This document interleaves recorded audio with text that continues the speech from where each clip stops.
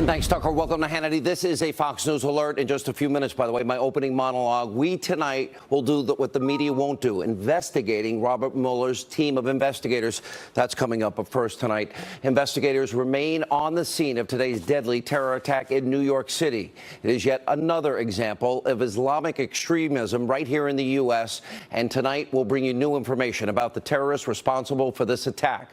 Plus, we'll explain the looming threat that Islamic extremism poses to every free-thinking person all around the world. So at 3 o'clock this afternoon, a man driving a Home Depot rental truck, he entered a bicycle path in New York City. He used the vehicle to mow down pedestrians, innocent pedestrians, bicyclists, including 2 children that were leaving a nearby school. Ultimately, 8 people are dead today and nearly a dozen others injured. Take a look at the video on your screen. After smashing his truck into the school bus, that suspect exited his truck, and many witnesses heard him say Allahu Akbar before brandishing what looked like 2 handguns. We later learned that he was holding a pellet gun and a paintball gun.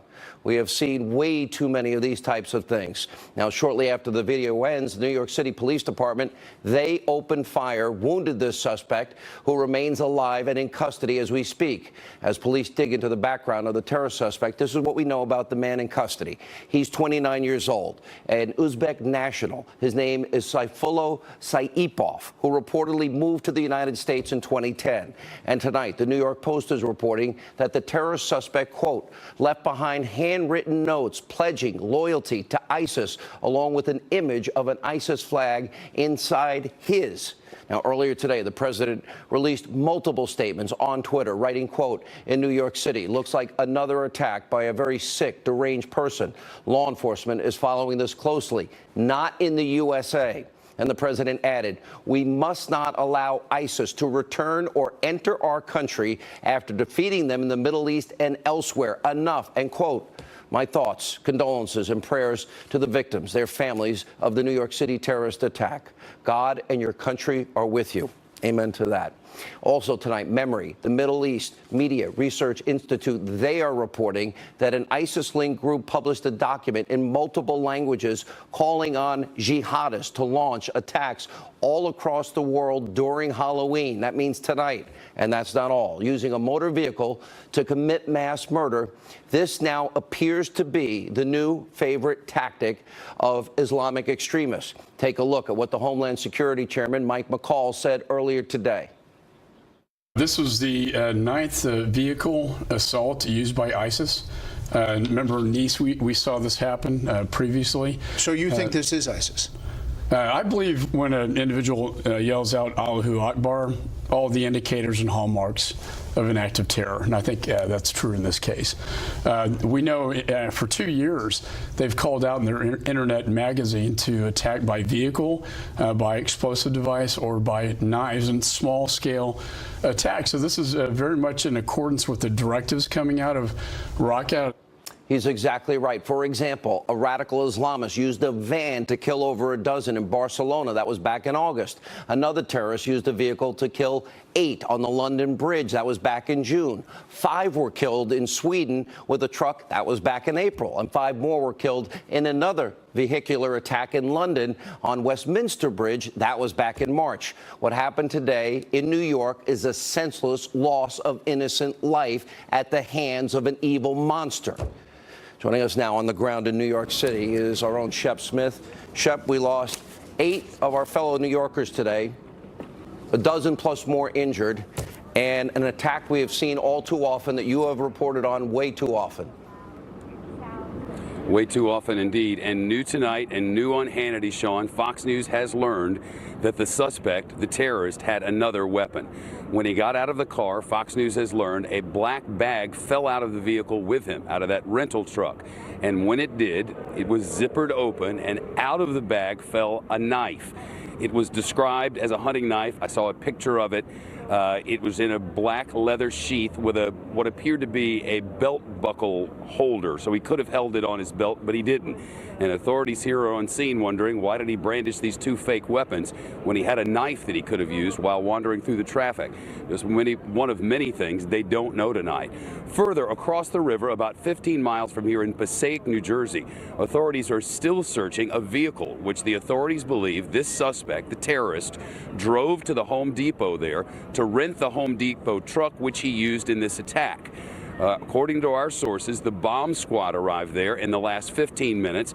Clearly, they're checking to see whether that vehicle was booby-trapped in any way. If they've searched the inside of that vehicle, we're not aware of it. It's our belief that they were waiting for the bomb squad before they do that. We can't confirm the reporting of the New York Post regarding what was inside the vehicle here on scene, but I can tell you that he traveled for more than 20 blocks along that very busy bike path on a beautiful, sunny, though chilly afternoon in New York City on Halloween, ended with the crash into the bus very near Stuyvesant High School here. 4 of the victims are from that school, 2 of them staff members, 2 of them children, one of those children in critical condition at Bellevue Hospital, and further, the terrorist himself is at Bellevue Hospital. He was shot in the abdomen, 1 shot, according to my sources, multiple sources. He underwent surgery, and it's my understanding that he's being held there and will be held under heavy guard throughout the night until doctors release him further. Did he say anything? All that we know of is he screamed Allahu Akbar. One officer from the 6th Precinct here said, and I quote, "We lit him up." They hit him once, and afterwards, multiple police sources tell me he didn't say anything to us, and we were in no mood to say anything to him. He went off to the hospital where he is now. The investigation continues, Sean. Still lots of questions. Shep, you and I both have covered way too many of these stories, and almost always there are early indications on social media. I've seen some of them tonight. I'm sure you have seen them. We haven't been able to confirm any, though, correct? That's right. All right, and from the New York Post standpoint, we'll follow their story. Shep, we'll be getting back to you throughout the hours. Shep Smith in New York City tonight. Thank you. President Trump is reacting strongly to this radical Islamist attack. Ed Henry, he's in Washington tonight. He has the latest there. Ed.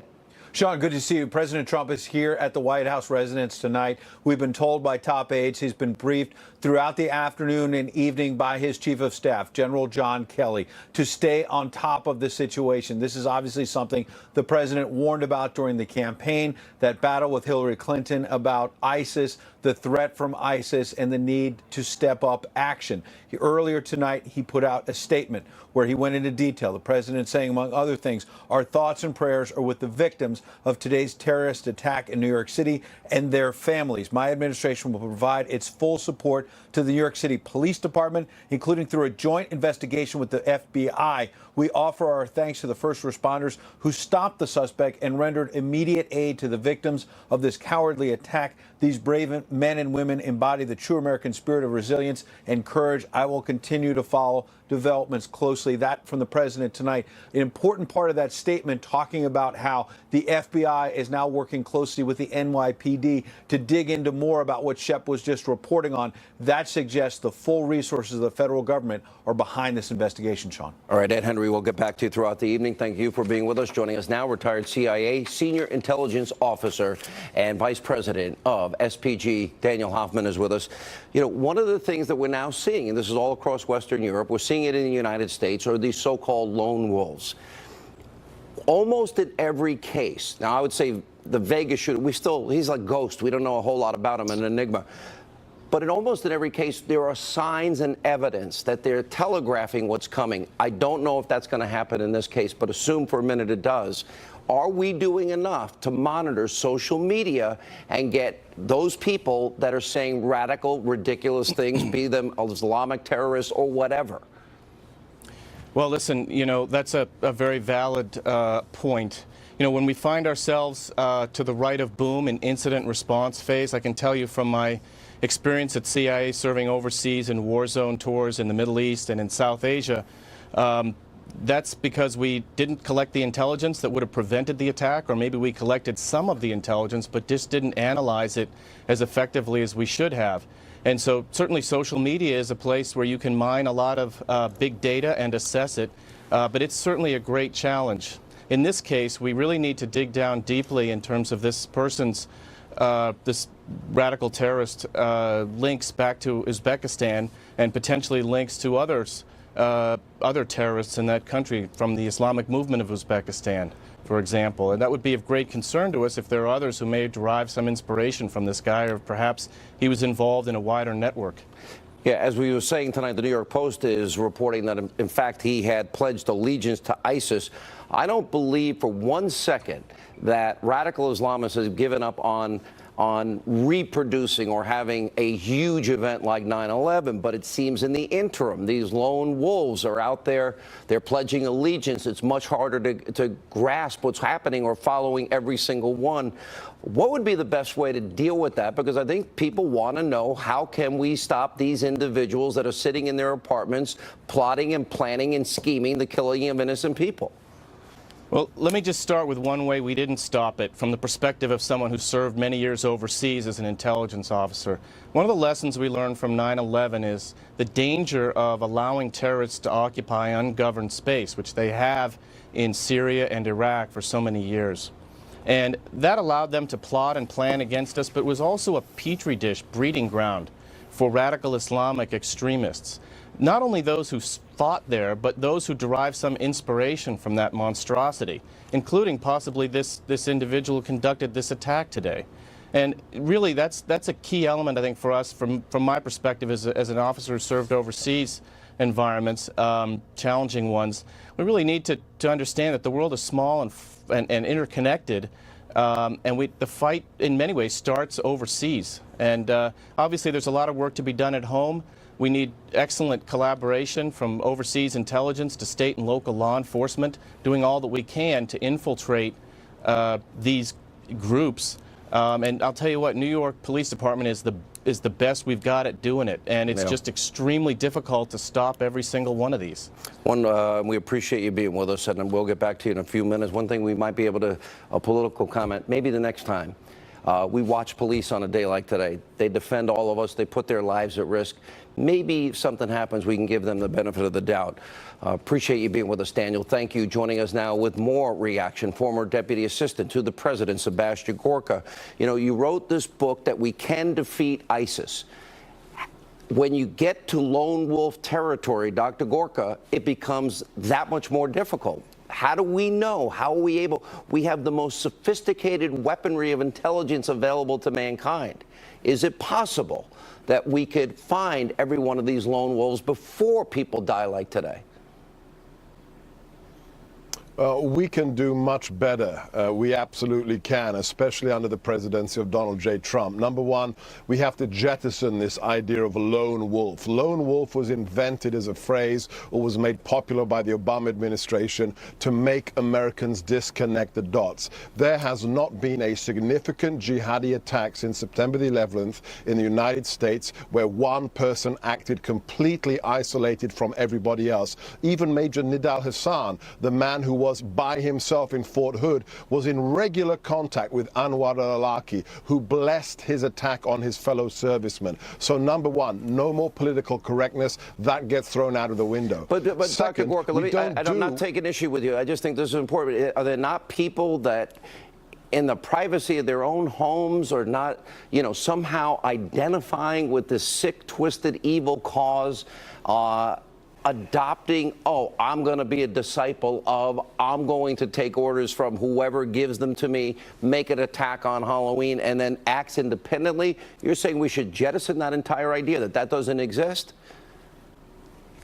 Yeah, we should jettison the idea that there's an individual in their basement who one day is an upstanding American citizen, and then a few weeks later, just because they went to a few websites, they become a jihadi. Never happened. The closest we got was that pathetic case of Jihadi Jane, and that wasn't a serious case. When you look at serious plots that have occurred, there's always some connection. Either the individual traveled to Pakistan, to the Middle East, to Syria, got training, or they were in touch with another human being who indoctrinated them, who blessed their action against the infidel. So there's a footprint. There's an electronic and a physical footprint, and we have to identify it, number one, by understanding There's no front line in this war like there were in olden days. There's no trench out in France. There's no front line in Germany or in the Asia Pacific. The front line, Sean, is when you leave your house in the morning, whether you're going to a Christmas party in an office in San Bernardino, whether you're going on a fun run in Boston. You have to be responsible for your own safety. Use the Second Amendment if you are trained and legally capable to do so. I know you believe in it. I believe in it. And secondly, even if you don't have the mental fortitude to carry a gun to protect yourself and your loved ones, be aware of your surroundings. And when you see something suspicious, say it. These attacks take weeks and sometimes months to prepare. We know the San Bernardino killers were undertaking suspicious activity before the attack that their neighbors refused to report for fear of being called Islamophobes or racist. That has to end. You see something, you say something, because you could be saving lives. You know, you say that, and I want to go, in spite of all that has happened and all the terror around the world. I have 4 TVs in my radio studio today as this was all unfolding live on radio. And I look at a CNN fake news chyron, and it actually says, witness, suspect was yelling, God is great, in Arabic. Okay, he said Allahu Akbar. So somebody of fake news CNN, there is this fear. Remember in the case, we had the one case where the neighbors saw these guys working late at night and didn't want to say anything. And I think your point is well taken. Let me ask this question. We have talked at length about the misuse and the great sophistication and the weaponry of our intelligence community. Every phone call, I was told by Bill Binney, 34-year veteran, NSA, every phone call, every email, every text message is literally being monitored by our intelligence. We have the capability of picking it up.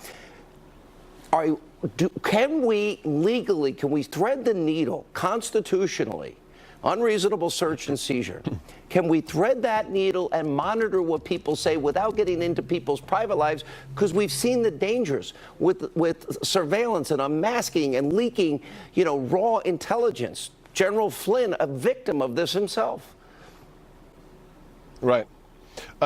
We have the best intelligence community in the world, but because we love our technology, we have a propensity to make the haystack bigger. We're looking for needles in the haystack, and we collect more and more data, and it doesn't necessarily make us smarter.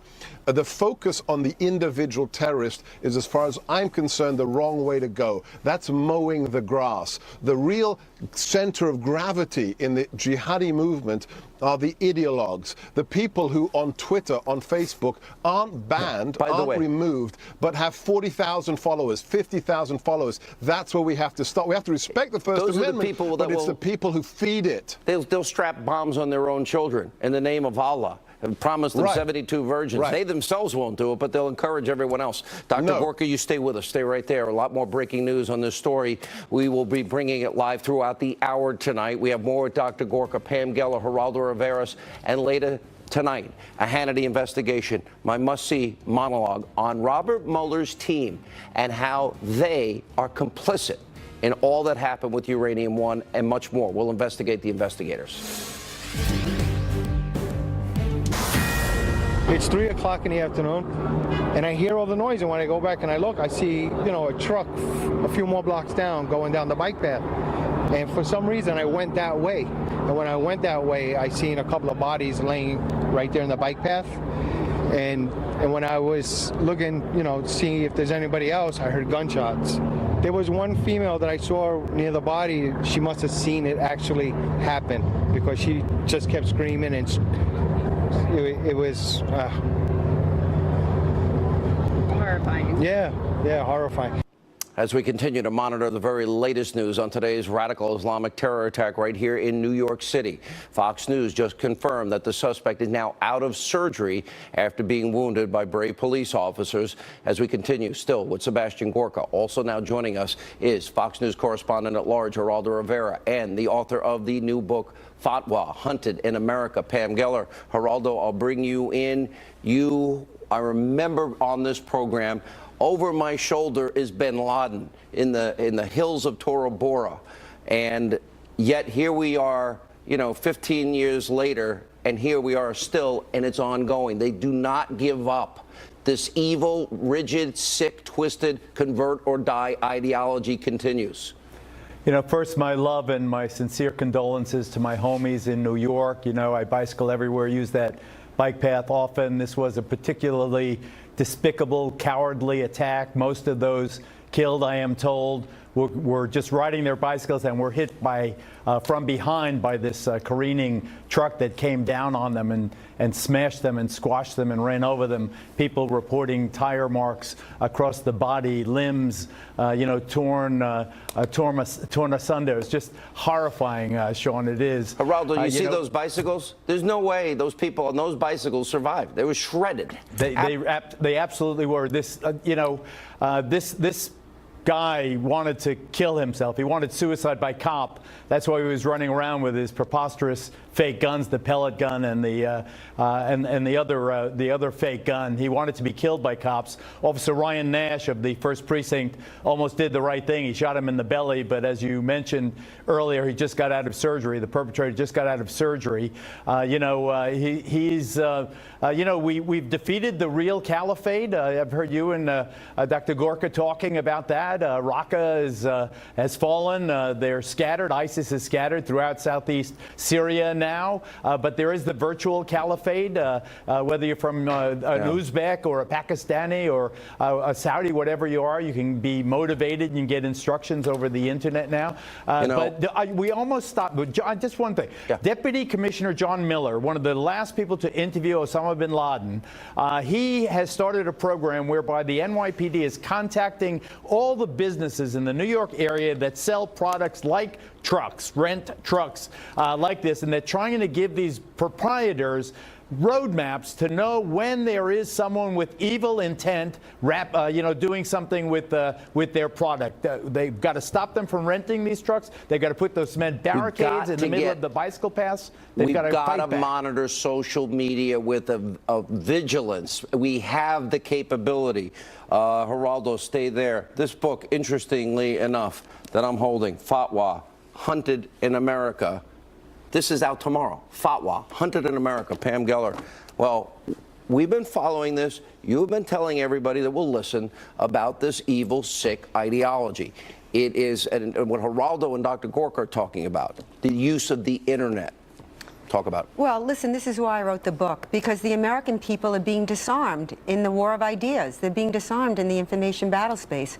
Initially, New York authorities and Mayor de Blasio denied that it was jihad terror. And this follows a pattern in the West. They deny that jihad terror is jihad terror, and even when it's obviously jihad terror, they still continue to deny it. The problem is not trucks and rental companies. The problem is not guns and it's not knives. The problem is the ideology. And there are no lone wolves in the global jihad. They're all soldiers. And what is the internet but a means of communication? The problem is the jihadic doctrine. He was yelling Allahu Akbar. That was Muhammad's jihadist war cry. His last name... By the way, if you were watching CNN, it was a little different. He was witness. Suspect was yelling, God is great, in Arabic. Like, oh. Yeah, and his last name was Saifullah, which means sword of Allah. And I'm sure when he was vetted by immigration authorities, they knew that this man was moderate, and they knew that his name meant that. The fact is, Muslim immigration means more Islamic terrorism. It's just that simple. President Trump has tried to impose national security restrictions, and again, the leftist Islamic Alliance has opposed it. All they want to do is vet. Let's vet them. Dr. Gorka, I hear you.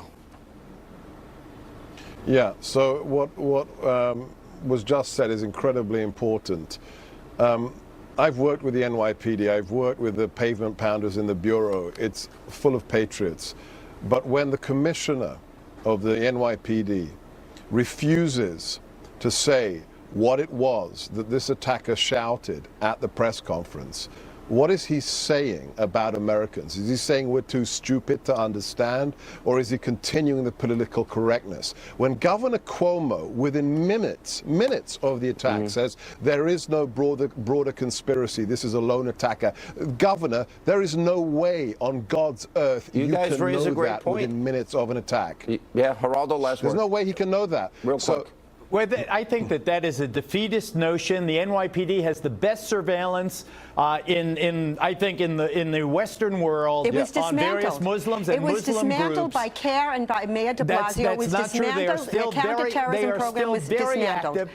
There's 25,000 Muslims living in. Last week, a jury convicted a Muslim jihadi in a plot to behead me, an ISIS-inspired attack. There have been numerous attacks on my life by ISIS-inspired jihadis in this country. All right, hang on one at a time. Geraldo, go ahead. This terrorist attack is the first time since 9/11 that they've gotten anything like this kind of first success. We are taking prudent actions. When you guys talk about Muslims as being the devil, you overlook the fact that we have a substantial 4%. Who said that? Why do I have to pat on the back every Muslim that doesn't want to kill me? I expect that. Of our population. We're not talking about all Muslims. We're talking about jihadists. Stop conflating them together. Stop broad brushing Muslims all as jihadis. 4% of our population is Muslim American. You're not going to stop someone from self-starting themselves on this ideology. What you have to do now is good police work, good surveillance, pass those sections of the Patriot Act that have lapsed. They've been dismantled. NYPD had to dismantle their counterterrorism program. Thank you, Mayor de Blasio. And stereotyping. Remember that at the election booth. Remember that at the election booth for mayor, New York mayor. We'll have a lot more on this. Stay with us. We have the very latest information on this story. New details coming up every minute.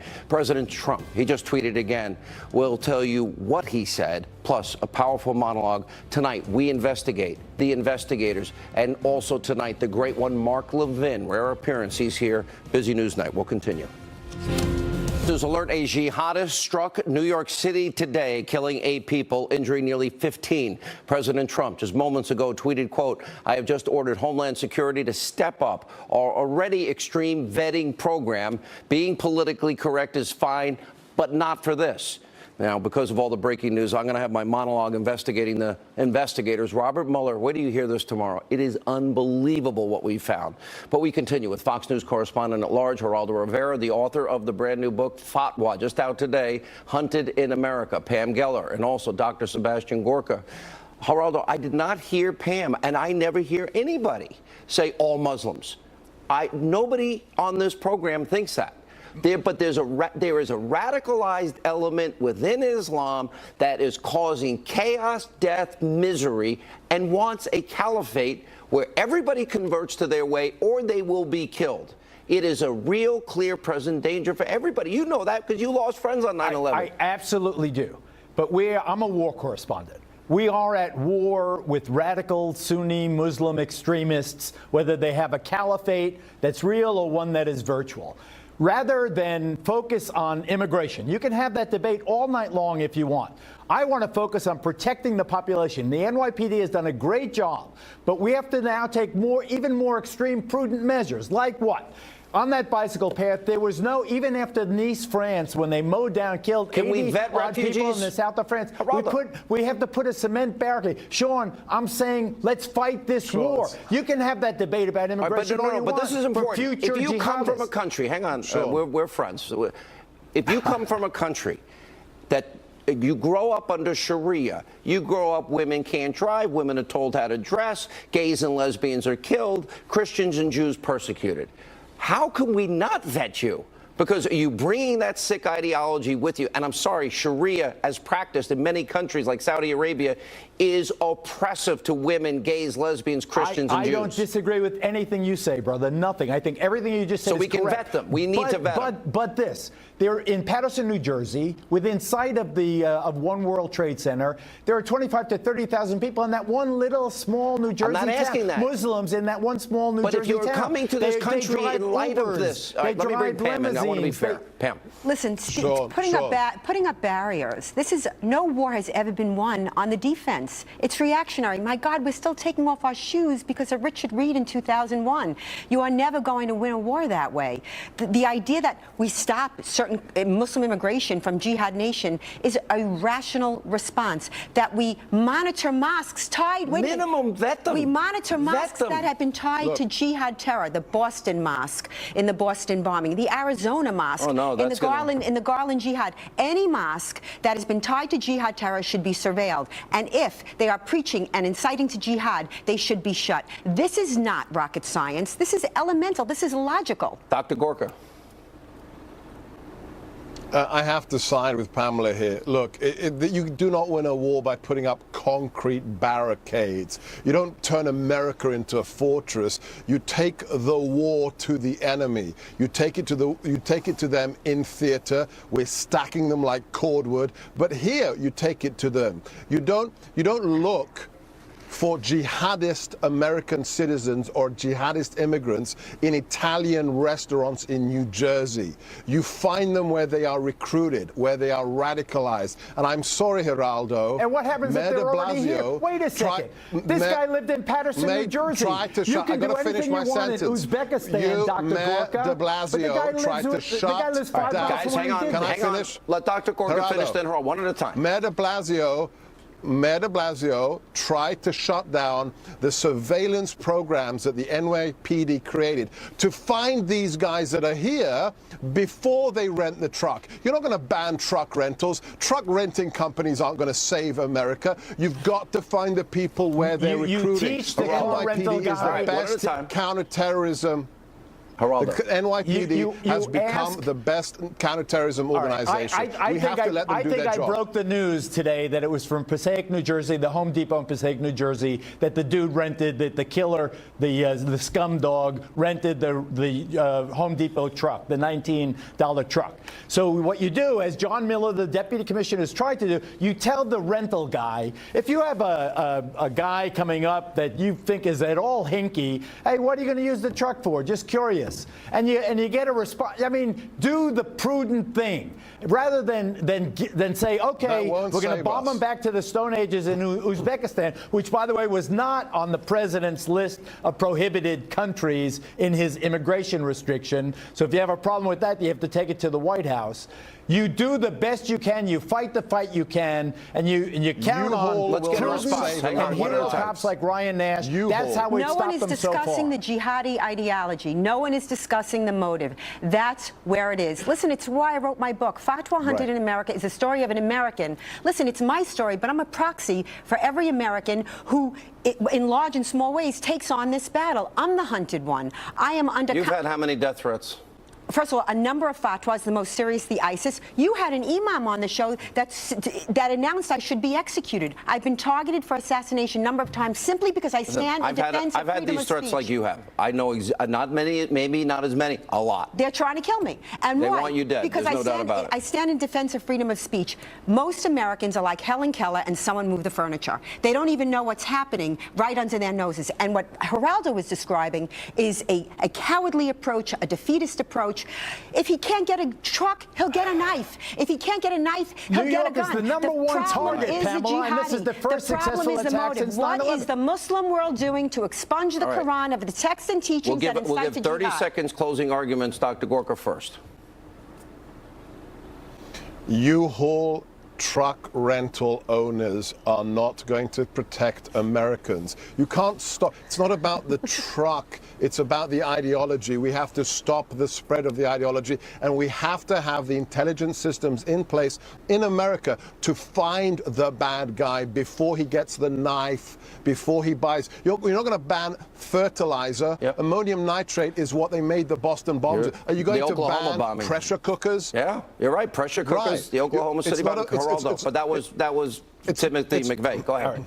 My point is this. There is already the enemy within. You have to fight overseas and you have to fight here. You have to fight the real caliphate and you have to fight the virtual caliphate. But to give up or to say the fight is all about immigration is to blind yourself to the reality. Orlando, the Pulse let me ask one question. The Pulse nightclub kid was born in Queens, New York. Geraldo, why not, if you come from a country that practices Sharia, which you know oppresses so many individual groups, why not vet you? Let's find out where your heart is. I'm all for extreme vetting. I want to know every place you've ever been. Do you support that, though? Do you support vetting? I want your fingerprints. I want to know everything about you before I let you in. Well, that's called racist in some circles and the rest of the media, right? So that's racist. Absolutely. The problem is jihad, period. This is not rocket science. All right, I got to roll. Thank you all. We have a lot more coming. Rare interview, the great one, Mark Levin, straight ahead. And welcome back to Hannity. Joining us now on this breaking news night with full reaction to the news is the author of the #1 bestseller, Rediscovering Americanism and the Tyranny of Progressivism. A rare appearance. It's hard to grab this guy out of his bunker. Radio talk show host. I call him the great one, Mark Levin. Mark, great to see you. I truly, honestly, in my heart of hearts, wish we didn't have to talk about this again. The president is right about vetting. If you come from these countries with these really sick ideologies and oppression of innocent people, what about people that are here that we never vetted? You can't even vet people that aren't here without being called racist and Islamophobic. Don't we need to do a better job of understanding those that may have bought into this sick, twisted ideology? Yeah, there's no question about it. But what's very interesting about this mass killer, he came here in 2010, so he was 22 years old. He wasn't a 4-year-old who came across the border with his mother. He came here, he was 22 years old, and he came under a program called the Diversity Visa Program. I started digging into this. You know what that is, Sean? It's a lottery program. It's been in existence for some time. 50,000 people a year come in here through the Diversity Visa Program. Because the Diversity Visa Program was set up, you see, to make sure that underrepresented countries can send their people into this country, too. And he did that in 2010. The program started before 1990, but in 1990 is when the current program was put into law under the Immigration Act. Do you know who the sponsor was?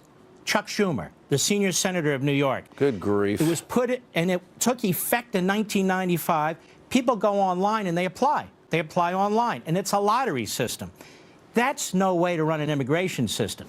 I had a caller on my radio program tonight, and he said he used to work counterintelligence. Al-Qaeda and ISIS have actively been working to use this program to put sleepers in our country. This mass killer has claimed an association with ISIS, hasn't he? This diversity visa program should be gutted. We don't need a diversity visa program where 50,000 people a year come into this country through a lottery system because we want diversity from different countries. And we seem to forget the purpose of immigration. Historically, the purpose of immigration is to improve the United States, is to benefit the United States, not to ensure diversity from foreigners coming into this country, not to ensure that certain countries are well represented or even certain refugees are coming here from wherever they're coming from. Immigration is supposed to improve the United States. It has nothing to do with improving other countries and so forth. Also, some of your guests said something that I agree with 100%. You know, Barack Obama pulled our FBI agents and other people out of these mosques. We need physical individuals, FBI agents, whomever they are, to monitor certain situations. Pew did a study a couple of years ago, and I have it in my book, Plunder and Deceit. Pew, not me, Pew did a study. They surveyed American Muslims throughout the country. Over 80% of them said not enough is being done by the leadership in their own community in the United States to tap down the violent rhetoric and so forth. 5% said that, of people who are here, 5% said violence is acceptable. Now, the vast majority say no, and we keep saying the vast majority say no. But when are we going to have an honest discussion about this? We have discussions about race every other day. We have discussions about everything every day. But this issue is taboo because people don't want to destroy their careers, or we're told that you're a bigot if you bring it up. We're not a bigot if we bring it up. We're not condemning Muslims. We're condemning people who promote violence. And when they yell what they yell after they attack people, they've confessed, they've self-identified as to who they are. So in many respects, it is an immigration issue. You know, Mark, it seems so basic. It seems so fundamental. It's what we call simple common sense. And that is that, okay, in light of the death, the destruction, the stated intent to kill innocent men, women, and children in the name of this fanatical, radical Islamic ideology, to me, it's basic common sense that if you want the honor of getting into this country, one, you should do it legally. Two, we just need to know that you're not going to want to kill us. And similarly, we probably have let many people in that do have extreme ideologies. Now, you're a constitutional authority. How do you do this? Thread the needle between the use of intelligence, vetting people, protecting the Fourth Amendment, their constitutional rights, and also protecting the American people. It's a harder question than it seems on the surface. It's a harder question because you do have due process rights in some respects, depending on the status of the individual, okay? The other problem is 40% of the federal judiciary is filled with Obama appointees. So when the President of the United States does something that's perfectly rational, and they go judge shopping, follows the statute, they're finding judges in Honolulu, in Baltimore, in Seattle, who are Obama judges. How many Reagan judges, how many even Bush judges have been involved in any of these immigration decisions? Very, very few. And what they're doing is the courts have now nationalized the immigration issue where the president's hands are tied. This is absurd. I mean, these are the same leftists who used to cheer FDR and claim that he's the greatest president in American history. FDR was rounding up Japanese Americans and Americans of Japanese descent, and they love FDR. Donald Trump is following the Constitution, following the statute, trying to protect America. I mean, we even have a federal judge who talks about due process rights for aliens before they even come to the United States to determine whether they should be here. This is progressivism gone nuts, and it's going to kill a lot more people. And you would have thought after 9/11 that people would take this issue of immigration seriously. Immigration is about national security, and you're exactly right. Once people get into the country, it becomes far more complicated. So you want to stop them at the border. And when the President of the United States said, as he did when he first came into office, we can't vet these people. Some of these governments are at effective war with us. Some of them don't exist. Some of them are involved in civil wars. You know, we can't call Yemen and say, hey, can you check this guy out on your computer system? There is no computer system. There is no effective government. And what the president is saying is, can't take the risk. You can't bring people in from these countries until we figure out what's going on. You know, it's so funny what you said about this president being constitutional, because on the issue of DACA, it was Barack Obama who said, I don't have the power to act unilaterally. And it was President Trump that respected co-equal branches of government, separation of powers, things you discuss all the time. All right, we're running out of time. I want to get into a couple of issues. We have this whole Uranium One scandal. Our national security was sold out. Now we learn that Mueller, Rosenstein, Holder all knew about bribery, racketeering, extortion, money laundering, all happening in 2009. Holder still signed off on it. Mueller's investigating it. Mueller's appointed by Rosenstein. Between that and the Trump dossier that Clinton, the DNC, and Obama paid for, bought and paid for, Russian lies, propaganda to impact the American people on an election, I've got to know what you think about this, because to me, there is the real Russia conspiracy collusion. Well, it's worse than collusion, isn't it? You know, 50, 60, 70 years ago, if any politicians, any administration had conferred control over 20% of America's uranium to the Russians, what do you think would happen? What do you think would happen? I mean, that would be considered an absolute, unbelievable act of treason. Now, I use this word treason because the Democrats made it popular when they were attacking Donald Trump Jr. for having a meeting. But you take those two cases. I'll tell you something else about Mueller. Let me jump right into his indictment of Manafort and Gates, if I may, just briefly, to show you what an incompetent this guy is, and yet what an iron-fisted, out-of-control prosecutor this guy is. I read his indictment. It's irrational. First, he uses a marquee above one of the segments says, conspiracy against the United States. Now, most normal prosecutors put conspiracy, but he puts it out for the press because the press is stupid and the press wants to say what Mueller's saying. Conspiracy against the United States, like he's one of the Rosenbergs or something, which, of course, Manafort and Gates are not. Let's take a look quickly at the money laundering. To evade taxes is one of the reasons, right? But they don't charge them with tax evasion. So you're evading taxes and you don't charge them with tax evasion? What's that all about? Honestly, I don't know. To evade registering as a foreign agent. To evade registering as a foreign agent so he's laundering money, that charge is almost never brought. And if it is, you know what it is? It's a misdemeanor. Yeah, exactly. So you're telling me a man commits a felony to cover up a misdemeanor?